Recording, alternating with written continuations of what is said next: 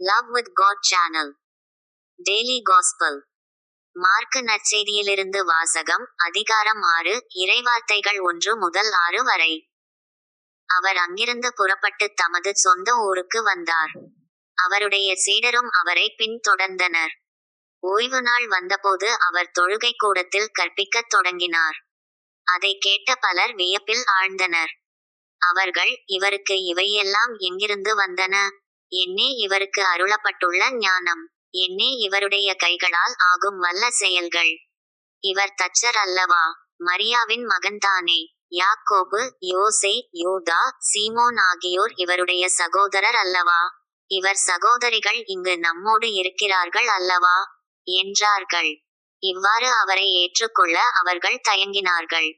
இயேசு அவர்களிடம், சொந்த ஊரிலும் சுற்றத்திலும் தம் வீட்டிலும் தவிர மற்றெங்கும் இறைவாக்கினர் மதிப்பு பெறுவர் என்றார். அங்கே உடல் நலமற்றோர் சிலர் மேல் கைகளை வைத்து குணமாக்கியதை தவிர வேறு வல்ல செயல் எதையும் அவரால் செய்ய இயலவில்லை. அவர்களது நம்பிக்கையின்மையைக் கண்டு அவர் வியப்புற்றார். அவர் சுற்றிலுமுள்ள ஊர்களுக்குச் சென்று கற்பித்து வந்தார்.